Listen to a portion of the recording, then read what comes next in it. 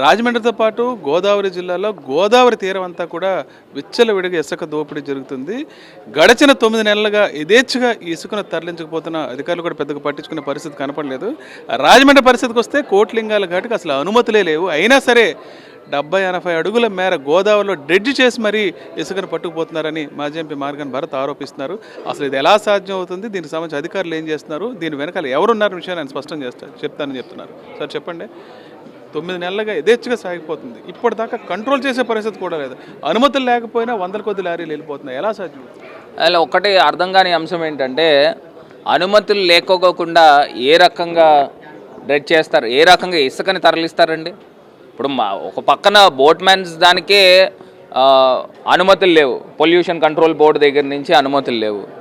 మరి collector permission ఇవ్వకుండా కోటిలింగాల ఘాటు దగ్గర సుమారుగా 17-18 రీచ్ల్ని పెట్టుకుని డ్రెడ్జ్ చేసే కార్యక్రమం చేస్తున్నారు. ఇంత అన్యాయంగా ఇసుక దోపిడీ చేస్తూ ఉన్నారు. ఇప్పుడు నేను గతంలో కూడా చెప్పాను, రాజమండ్రి నేషనల్ హైవే పైన సుమారుగా 10 కోట్లు విలువ చేసే శాండ్ని కొండలను గుట్టల కింద పెట్టారు గత ప్రభుత్వంలో. దాన్ని మొత్తం అంతా కూడా 4వ రోజు ఖాళీ చేసేసారు.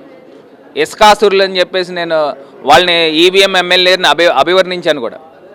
మళ్ళీ అదేవిధంగా పర్మిషన్స్ లేకోకుండా ఏ రకంగా ఇసుకను తరలిస్తారని వాళ్ళ ప్రశ్నిస్తూ ఉన్నాము. ఖచ్చితంగా వైఎస్ఆర్సీపీ శ్రేణులు అందరం కూడా మేము వెళ్ళి అక్కడ నిలదీస్తామని కూడా ఈ సందర్భంగా తెలియపరుస్తూ ఉన్నాం.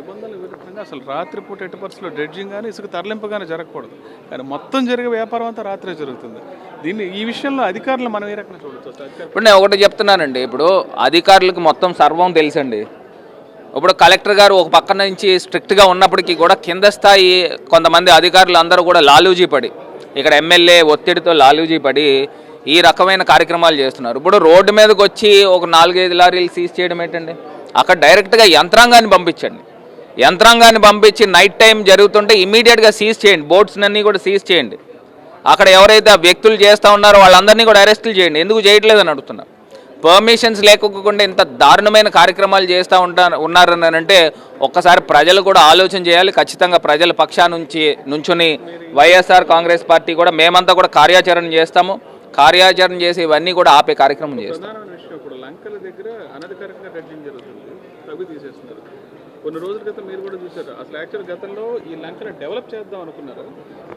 ఇప్పుడు నేను ఒకటి చెప్తున్నానండి. ఇప్పుడు ఒక వారం రోజుల క్రితము ఏదైతే ఒక యువకులు గల్లంతయ్యారు గోదావరిలో.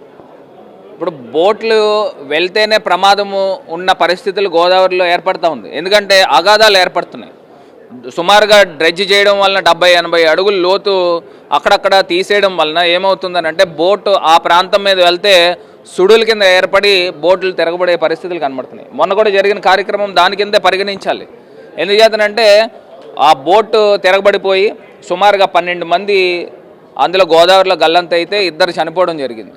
మరి 2 చనిపోయారని అంటే దానికి కారణం ఎవరు? ఈ ఇసుక మాఫియాకు సంబంధించిన వాళ్ళు కాదా? ఎమ్మెల్యే ప్రోద్బలంతో, ఎమ్మెల్యే అండదండలతో వాళ్ళు చేసే కార్యక్రమాలు కాదా? ఎమ్మెల్యే మనుషులే చేస్తూ ఉన్నారు. రాజమండ్రి ప్రజలందరూ కూడా కోడైకి వస్తూ ఉన్నారు. ఇంత దారుణంగా చేస్తూ ప్రజల ప్రాణాలను కూడా హరించే కార్యక్రమం చేస్తున్నారు అని అంటే ఒక్కసారి ఆంధ్ర రాష్ట్ర ప్రజలు కూడా ఇవన్నీ కూడా గమనించాలని కోరుతా ఉన్నారు. ఇసుక మాఫియా మీద కూడా వైఎస్ఆర్సీపీ ఖచ్చితంగా పోరాటం చేస్తుందని మాజీ ఎంపీ మార్గాన్ భరత్ చెప్తున్నారు. రాజమండ్రి తీరంలో ముఖ్యంగా కోట్లింగాల ఘాటుతో పాటు రాజమండ్రి గోదావరి మధ్యలో ఉన్న లంకల్లో కూడా విచ్చలవిడిగా ఇసుక అక్రమాలు, ఇసుక దోపిడీ జరుగుతుందని, వీటన్నిటి మీద కూడా త్వరలో పోరాటం చేస్తామని విషయాన్ని స్పష్టం చేస్తున్నారు.